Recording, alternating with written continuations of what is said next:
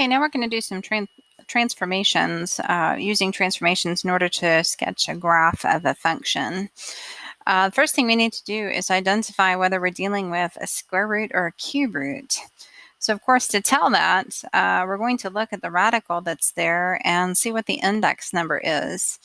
Now on this one, there is no index number listed. So we learned in that last section that that means that the index number is a 2 and it's a square root. So this one is a square root function.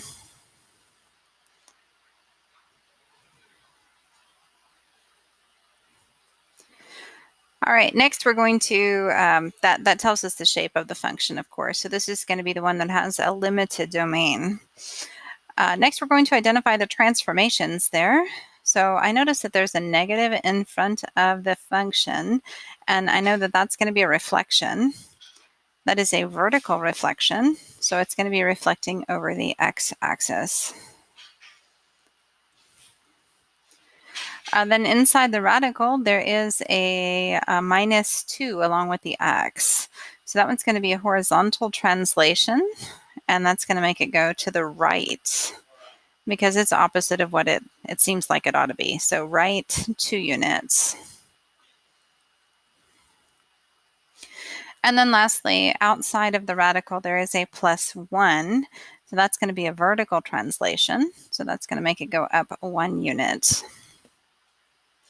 All right, so now I'm going to use these transformations and the fact that I know the shape of that function in order to draw this one. So I'm going to start with the beginning point that I talked about when we were doing the parent function there, 0, 0. And I'm going to make all of these transformations to that beginning point.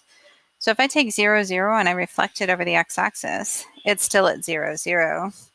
Then if I move it to the right 2, that puts it at 2, 0.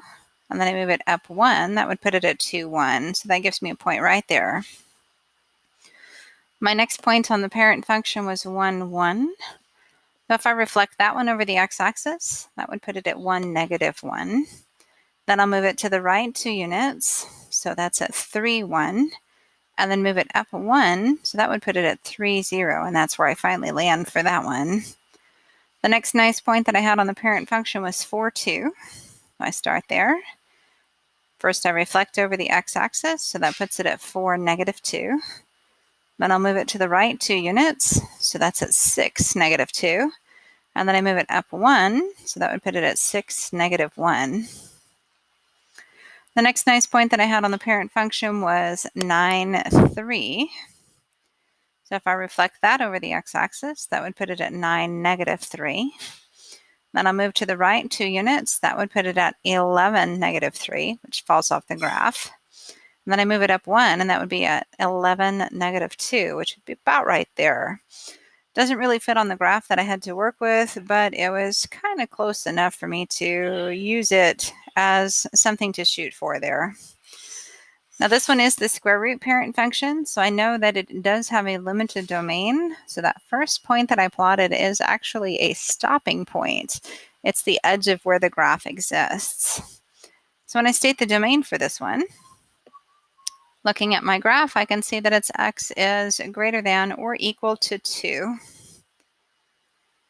And for the range, this one's a little interesting here.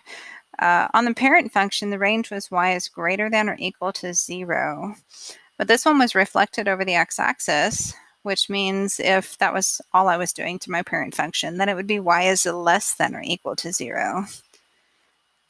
So this one, I'm going to go ahead and start with y is less than or equal to. Looking at my graph there, the largest y value that I see on the graph is a 1. So it's just y is less than or equal to 1. Now answer a question on the Google form.